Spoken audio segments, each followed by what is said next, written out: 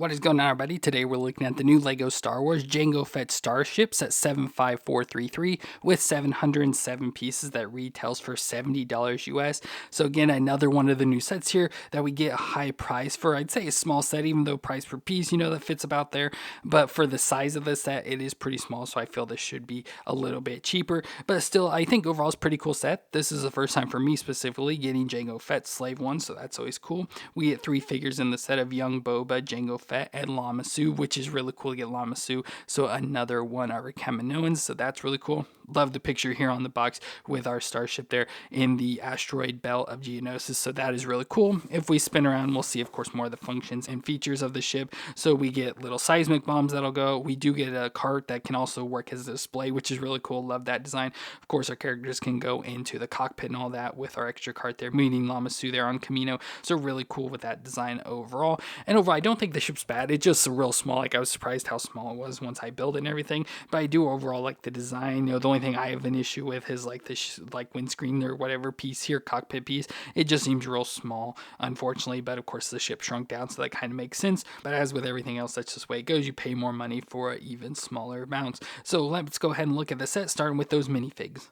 So here are our 3 minifigures. So first we get Jango Fett, of course, the main character we need for the ship, which looks good. Of course, we've had Jango Fett multiple times before. There was, of course, the UCS Jango Fett Slave 1 that was released more recently. Had a little bit better upgraded version of him, but overall that was a much more expensive set, so it kind of makes more sense, but looks good with our Jango Fett helmet. Get the T-visor with the lighter blue, darker blue on the sides, and the silver everywhere else, using that new antenna piece, so really nice for that. And then, of course, it has his jetpack on the back in the dark silver color. Underneath, we get Jango Fett, which I love how he has all the stubble and wrinkling lines and stuff, and an additional print of an angry face there on the back. And we do also get a hair piece, so if we don't want to have the helmet on him, you can put this on as well. So there we can have Jango Fett if we want to have him just like that, like I said, without the helmet on him. But we get the lighter sand blue arms and legs there, some printing on the front of the legs and stuff to be his boots and knee pads and thigh holsters and all that sort of stuff, as well as his chest armor there, of course, all in the Beskar and everything. And then has his 2 double pistols there, which is pretty cool. So nice design overall there for a Jango Fett, which, as I said, isn't the new best upgraded version, but is fine for what we get here. Then we also get Boba Fett, which is Boba Fett as a kid, which looks nice. The only thing I don't like about it is this hair, because his hair to me shouldn't be in this design, but otherwise, has the outfit design that Boba wears in Attack the Clones. So we get the light blue outfit again with more of that sand blue on the arms there, nice belt around his waist or whatever. It looks good with the young sort of face design and that hair, but like I said, I don't like that design too much. And then he just has kind of a stoic face there on the back, so you can choose either one to give young Boba there, which is nice just to get young Boba. Like I said, just the hair piece is the only thing that really bothers me. But then, like I said, we get Lama Su as well, which is the Prime Minister of Kamino, so that looks pretty cool. So nice design with the long neck. Of course, their white skin, more alien-like features. Love how he has, I will say the mohawk design, but whatever it is there, with his outfit of the black, purple, and white. Love how it has the high collar there as well. Black arms, black dress piece. Again, the purple and white designs printed on there. Just looks pretty good overall. I liked with the last set getting Tanwi, I believe it was, so now we get Lama Su, so pretty nice that we're getting Kaminoans. I didn't think we'd ever get those, but now we've had 2 of them, which is pretty cool. So nice characters. Of course, I wouldn't really know what to expect anything else with this set. Of course, Boba Fett and Jango Fett is what I'd expect, and then I said they threw in Lama Su as well, so that makes me happy about that. And that brings us to our actual ship of the Slave 1, which is a modified Fire Spray 31 that was built for patrol and attack, and looks pretty cool. Of course, looks like it does in the movies. Like I said, it's just a small design. It's hard to really tell, of course, in the camera here, but it's just pretty small for what I was expecting. But of course, like I said, I've never had one before, so I don't have any to compare it to.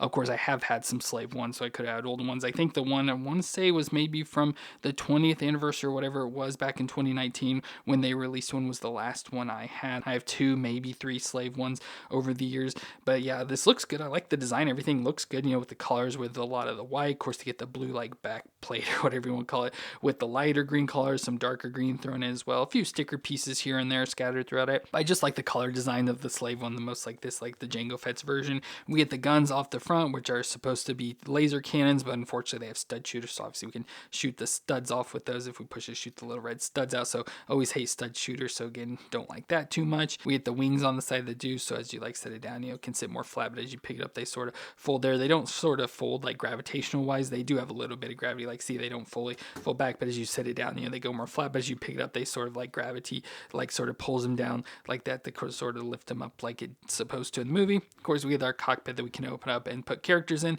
and there is actually enough room to put Boba in the back and Jango in the front, so that's pretty nice. And of course, we get little like red lights and stuff around, so it's supposed to be just inside the cockpit, but not much detail beyond that. And like I said, I'm not crazy about this cockpit design. I would like a much more like rounded version than what they used here. But again, just most with this, just like a lot of the colors, like I said about that.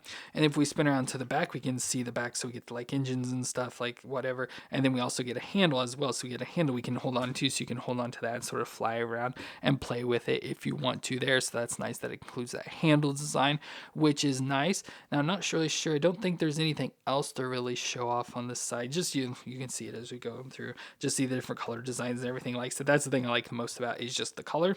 Now we do also have the door that'll open up here, like be the ramp and stuff, so it folds up when they're flying, folds down when they want to walk out of the ramp. Of course, no room there or anything for any of our minifig characters, but as you saw in there, we do have some seismic charges which we can release. I believe you push on the thing here and they fall out. Yeah, it opens a little door and they fall out there, so you get two of them. One just completely rolled off the table, so I'll have to get that one.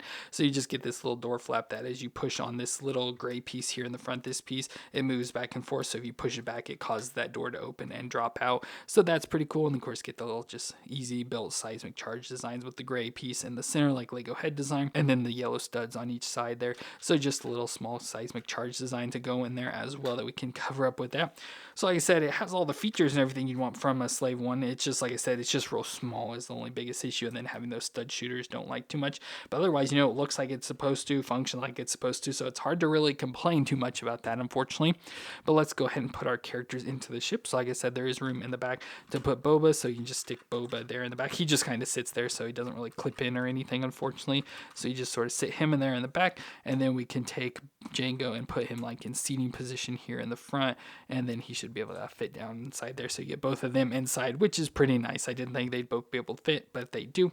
So very nice for our Slave 1 ship there. And then we also get the service cart as well, so just a little thing, you'd be like hover gliding around, so you put a character in here, so put like Lama Su, I guess, since we have it driving around the cart, so we get the little control panels and everything, and then just some extra designs, maybe clips here to store Jango's guns or whatever, since you can't have them with him in the seat there. But it does also lift up like this to become a display stand, which is really nice. I know that's something they've been doing more recently with some of the Slave 1 sets, but I don't think I've had any that have one. I can't remember if that last one from 2019 came with one or not, but you kind of sit it where it sits on the front here and then kind of just leans into the back here like this.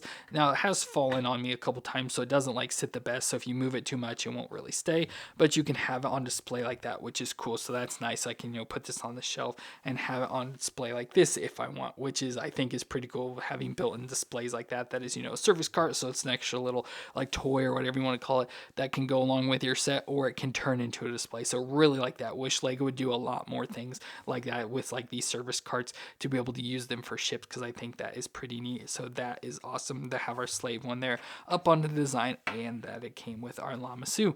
So let me know what you thought of Jango's Starship, as it's called, or the Slave 1 down in the comments. If you enjoyed my review, let me know with that like and hit the subscribe button to see more.